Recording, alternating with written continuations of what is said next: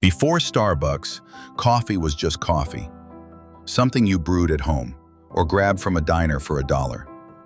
But one man saw something more, a ritual, an experience, a way of life. That man was Howard Schultz, a kid from the Brooklyn projects who would build one of the most recognizable brands on earth. He didn't invent coffee. He reinvented how the world drinks it. This is the story of how Howard Schultz turned a humble Seattle coffee shop into a global empire, and how chasing perfection almost cost him everything. Howard Schultz grew up in Canarsie, Brooklyn, a working-class neighborhood, public housing. His father, Fred, was a truck driver, a man who worked hard but never got a break. When Howard was 7, his father broke his ankle on the job. No health insurance, no workers' comp, no job protection. Howard would later say, "I saw my father lose his dignity." That's when I knew I wanted to build a company that treated people with respect. He wasn't born into privilege, but he was hungry for success, for validation, for something bigger. After earning a football scholarship to Northern Michigan University, Schultz graduated in 1975, the first in his family to earn a degree. He got a sales job at Xerox, then at a Swedish company called Hammerplast, selling kitchenware. And that's where fate and coffee found him. In 1981, Schultz noticed that one small client in Seattle was buying a surprising number of drip coffee makers. The company's name? Starbucks Coffee Company. At the time, Starbucks wasn't a cafe. It sold premium beans and equipment, not espresso. But something about it fascinated him. He flew to Seattle to see it for himself.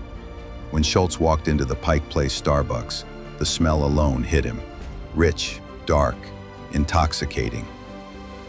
The owners, Jerry Baldwin, Gordon Bowker, and Zev Siegel, were coffee purists. They treated beans with the reverence of fine wine, and Howard fell in love. He saw not just coffee, but potential. This wasn't about selling beans, it was about selling an experience. He begged the founders to hire him. They resisted, said he was too corporate, too salesy. But after a year of persistence, they gave in. In 1982, Schultz became Starbucks' new director of marketing. A year later, he took a trip that changed everything. He went to Italy. In Milan, Schultz discovered the espresso bar, a place where baristas knew customers by name, where the cafe was a third place between home and work. It wasn't just coffee, it was community. Schultz had his epiphany. He returned to Seattle bursting with ideas. Let's bring this to America. But the founders hated it. They thought it would ruin the brand. So Schultz did what visionaries do when the gatekeepers don't believe. He left. In 1985, he started his own company, Il Giornale, the Daily. He raised $1.6 million from investors who believed in his dream of Italian-style coffee culture. Il Giornale opened in 1986. It served espresso, cappuccino, lattes. It was warm, social, aspirational, and it worked. People lined up. The buzz spread. Within a year, the cafe was profitable. Then came destiny. In 1987, the original Starbucks owners decided to sell. Schultz seized the chance and bought Starbucks for $3.8 million. Il Giornale became Starbucks, and Starbucks became his life's work. Schultz's vision was radical for its time. Create a place people wanted to go, not had to go. A third place between home and work. Under his leadership, Starbucks exploded across America. By the mid-90s, they were opening a new store every day. But what really set him apart was how he treated people. He gave part-time employees health insurance, stock options. He called them partners, not workers.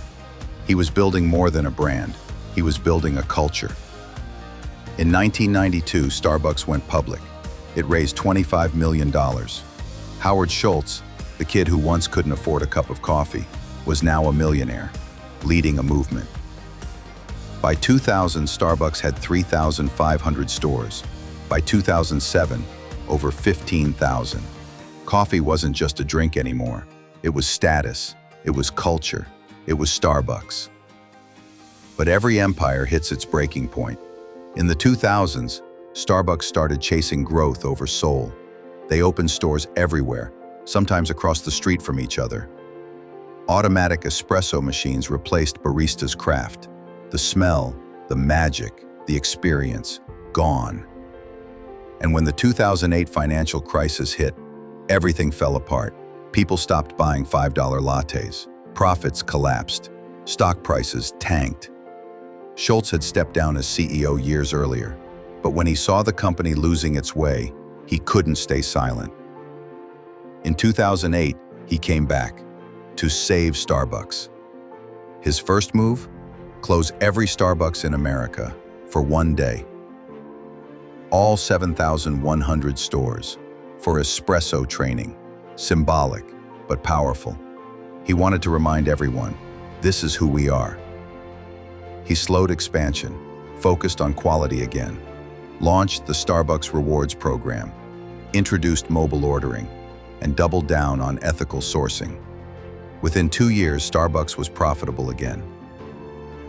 But Schultz wasn't done. He wanted Starbucks to stand for something bigger, to be a brand with purpose. He began hiring veterans, offering free college tuition to employees, speaking out on social issues. He wanted to prove that business and empathy could coexist. Howard Schultz is both idealist and perfectionist, a dreamer and a control freak. People close to him say he's inspiring but demanding, driven by purpose but consumed by it. He's tried to leave Starbucks several times, but every time he comes back, because no one else seems able to keep the vision alive. Today, Starbucks has more than 38,000 stores in over 80 countries. It's not just a brand, it's a global habit. We carry the cups, we post them on Instagram, we speak the language, venti, macchiato, cold foam. Starbucks didn't sell coffee, it sold belonging. And that was Schultz's true genius. He built a company that made ordinary people feel part of something premium without being elite. But when you build something that big, every misstep becomes personal. Union battles, rising prices, burnout. The same tension that followed Schultz his entire life, between heart and profit, still defines Starbucks today. Howard Schultz's story isn't just about coffee. It's about values meeting ambition. He proved a business could care and still win. He showed that empathy can be a competitive advantage, but he also showed how easy it is to lose your soul in the chase for success. Starbucks' greatest strength was its humanity. Schultz's greatest struggle was keeping it alive. From a boy watching his father lose everything in Brooklyn, to a man serving espresso to millions around the world, Howard Schultz built more than a coffee empire. He built a movement around belonging. And as Starbucks faces its next chapter without him, one question remains. Can a company built on human connection survive without the man who made it personal? Because in the end, Starbucks was never just about coffee. It was about people, and one man's belief that dignity should be served with every cup. But in the world of business, not every founder shares that vision. Some chase power, some chase disruption, and some lose themselves in the pursuit of scale. Next time on the Founder Files, we'll follow another entrepreneur who changed how we live and spend. Phil Knight, the man who turned a running shoe into a global religion. The rise of Nike, how one founder made the world just. Now I want to hear from you. Which founder, company, or rise and fall story should we cover next? Drop your ideas in the comments, and it might just become the next episode of The Founder Files.